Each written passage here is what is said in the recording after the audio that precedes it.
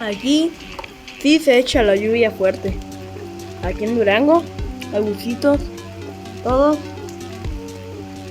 Pero sí se echa un buen de lluviazo.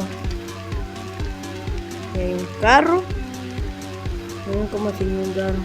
Se inundó un poquillo. ¿Ustedes creen que esto se inunde de verdad? Pues yo no. Así que bye.